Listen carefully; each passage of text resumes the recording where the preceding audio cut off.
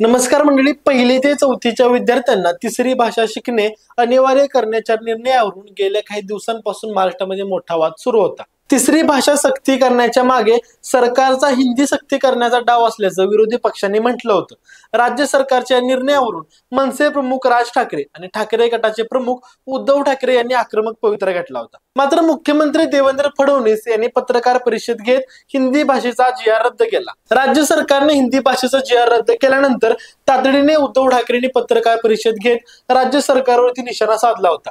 उद्धव ठाकरेंनी घेतलेल्या पत्रकार परिषदेतील एका वाक्याची संपूर्ण महाराष्ट्रभर चर्चा झाली। संकट आल्यानंतर पुन्हा जागे व्हायचे असे नको, म्हणून एकजूट कायम राहावी, मराठी माणसांना एकत्र येण्यासाठी संकटाची वाट पाहू नये, अशा शब्दांमध्ये उद्धव ठाकरेंनी मनसेची मोर्चा पलीकडे युती ठेवण्यामागे संकेतही दिले आहेत।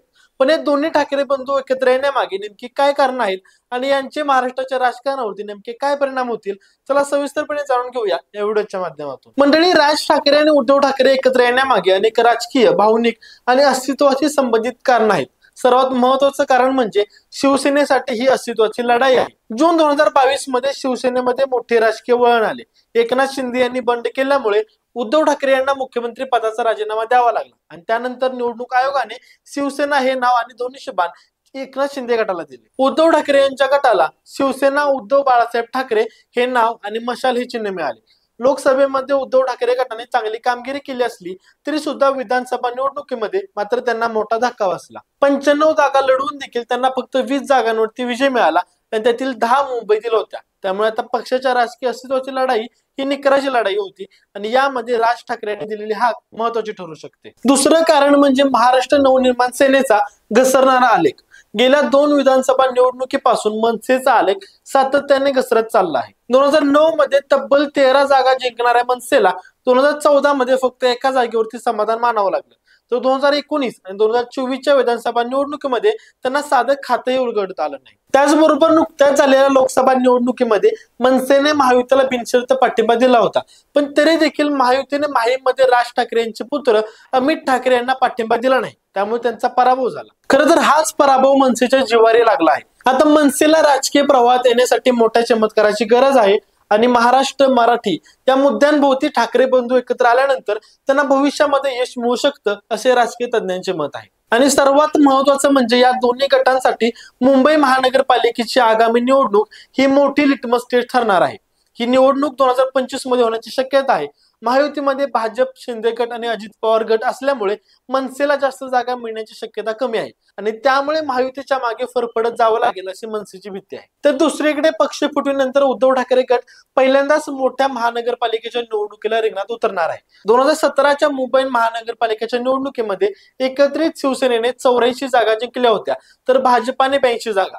भाजपच्या मुंबईमध्ये जाळे मजबूत आहे आणि त्यामुळे मनसे आणि उद्धव ठाकरे गटासमोर एकत्र हे मोठे आव्हान ठरू शकते आणि एकत्र येऊनच हे भाजप शिंदे गटाला आव्हान देऊ शकतात। त्याचबरोबर यामागे जनतेची प्रबळ इच्छा हे सुद्धा मोठं कारण आहे।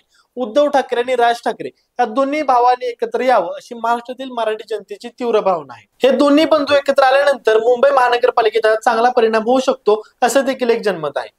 सध्या मुंबईमध्ये इतर भाषिकांची वाढती दादागिरी आणि त्यांचे नित्याचे वाद यामुळे मराठी माणूस नाराजच नाही तर संतापलेला आहे। त्यांना एका चांगल्या आणि सक्षम पर्यायाची प्रतीक्षा आहे। राज ठाकरे आणि उद्धव ठाकरे जर एकत्र आले तर सत्ताधाऱ्यांची डोकेदुखी नक्कीच वाढू शकते, कारण मराठी अस्मितेचा मुद्दा महाराष्ट्रामध्ये नेहमीच महत्त्वाचा राहिला आहे। आणि शेवटचं महत्त्वाचं कारण म्हणजे आपलं राजकीय अस्तित्व टिकवून ठेवण्याचं आव्हान। सध्या राज्यामध्ये महायुतीचं सरकार स्थिर आहे आणि त्यांच्याकडे बहुमताचा मोठा आकडा आहे आणि अशा परिस्थितीमध्ये पक्षफुटीनंतर आपलं राजकीय अस्तित्व टिकून ठेवण्याचं आणि ते पुन्हा मजबूत होण्याचं आव्हान उद्धव ठाकरे गटासमोर आहे।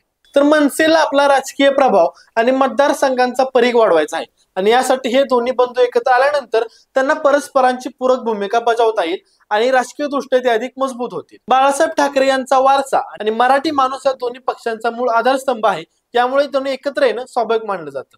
तर मंडळी, राज ठाकरे आणि उद्धव ठाकरे यांच्या एकत्र येण्याची चर्चा म्हणजे महाराष्ट्राच्या राजकारणामध्ये एक मोठं वळण ठरू शकतं। पण जर हे दोन्ही ठाकरे एकत्र आले तर त्याचे नेमके परिणाम मुंबई, ठाणे आणि महाराष्ट्राच्या राजकारणावरती नक्कीच मोठे होतील। तुम्हाला काय वाटतं, राज ठाकरे आणि उद्धव ठाकरे हे दोन्ही ठाकरे बंधू एकत्र यायला हवेत का? आणि या संभाव्य युतीचे महाराष्ट्राच्या राजकारणावरती नेमके काय परिणाम होतील हे आम्हाला कमेंट्स मध्ये नक्की सांगा आणि माहिती विषयक व्हिडिओसाठी आपल्या स्पीड चॅनल नक्की सबस्क्राईब करा। धन्यवाद।